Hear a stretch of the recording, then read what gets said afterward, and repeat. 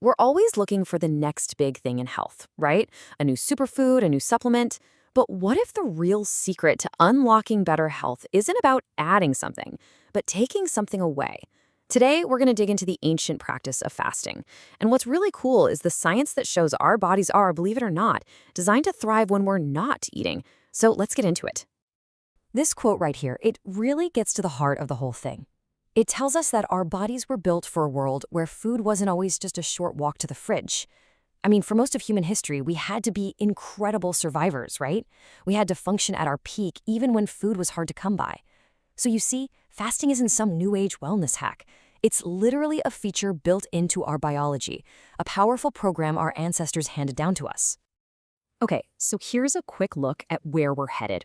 We'll start with our ancestral blueprint. Then we'll talk about flipping the metabolic switch. That's a big one. After that, it's the body's cellular reboot and a boost for the brain. And finally, we'll wrap it all up with a really important section: fasting, promise, and caution. All right, first up, our ancestral blueprint.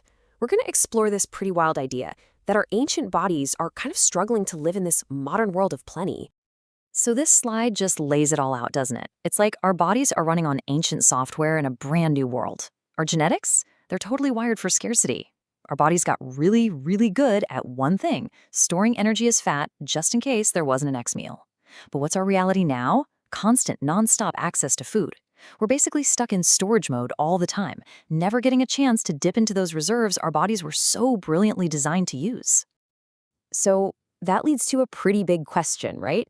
What happens when we intentionally create a little bit of that scarcity our bodies are built for?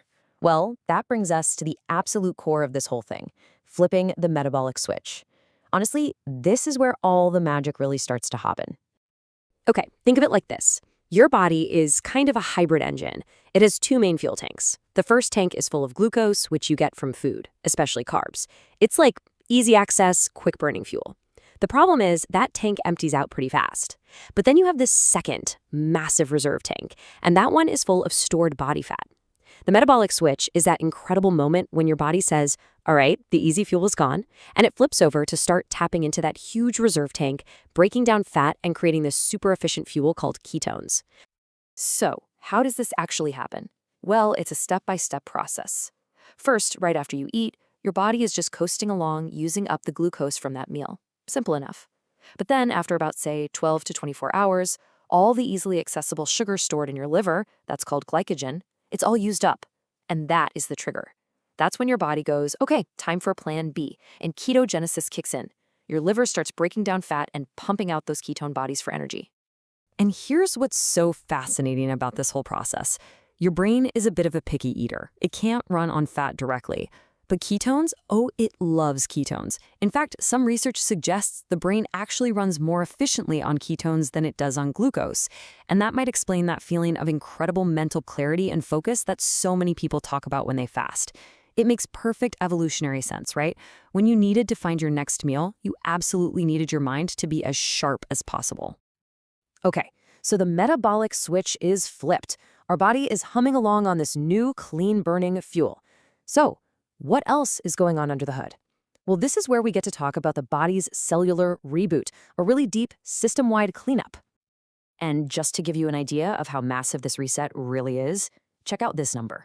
In one study, after a 10-day fast, a whopping 65% of the metabolites they measured in people's blood had changed. We're not talking about a little tweak here and there. This is a complete, system-wide metabolic overhaul.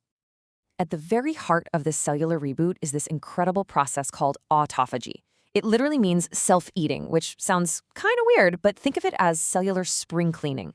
When you're fasting, your body gets this signal to go around and find old, damaged, junky parts of your cells, and it cleans them out. It recycles them for new parts. This is so crucial for keeping everything running smoothly, especially when it comes to cleaning out junk proteins in the brain that can build up and cause problems down the line. And the knock-on effects of this cleanup are just profound. I mean, think about it. You give your whole digestive system a much-needed break. Your insulin levels drop, which can improve your insulin sensitivity, and that's a huge deal for controlling blood sugar. On top of that, it helps calm down systemic inflammation. It can even remodel your gut microbiome, which, as we're learning more and more, is just so deeply connected to, well, everything.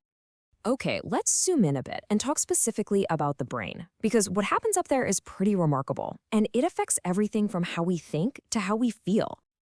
So, we already know the brain loves running on ketones, but the benefits go way beyond just better fuel. Turns out, fasting also triggers your body to produce a really powerful protein. You can almost think of it as a growth hormone for your brain cells. And that protein is called brain derived neurotrophic factor, or BDNF for short. Now, some scientists have this great nickname for it, Miracle Grow for the brain.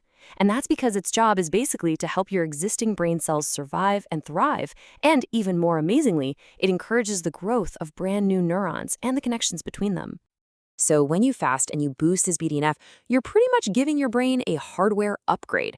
It supports what's called neuroplasticity. That's your brain's amazing ability to change and adapt.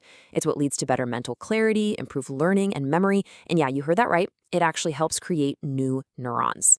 So all this cool biology stuff, what does it actually feel like? Well, it translates directly into some amazing psychological benefits. Studies have linked fasting to better overall mood, less anxiety, and just more feelings of calm. People report better attention, better concentration, and over time, it seems like it can even build up your psychological resilience, making you better equipped to handle stress. All right, so we've covered a ton of really incredible potential benefits. But to really get the full picture, we have to talk about the other side of the coin. We need a balanced look that includes both the promise and the very real cautions. So let's just do a quick recap of the big promises, right? We're re-engaging these ancient survival pathways. We're triggering that powerful metabolic switch. We're kicking off a huge cellular cleanup and repair job. We're boosting our brain health and cognitive function. And all of this together may help reduce the risk factors for so many of the chronic diseases that we see all around us. And this is super important, fasting is not for everyone. It can be a real risk for people with a history of eating disorders, potentially leading to a relapse. For some at risk groups, it could even destabilize their mood. And it's absolutely critical to remember that while the short-term challenge of fasting can be good for you, doing it for too long, especially without supervision, can become harmful. This is a powerful tool, and it has to be treated with respect and a responsible approach. Which kind of leaves us with this one big final thought.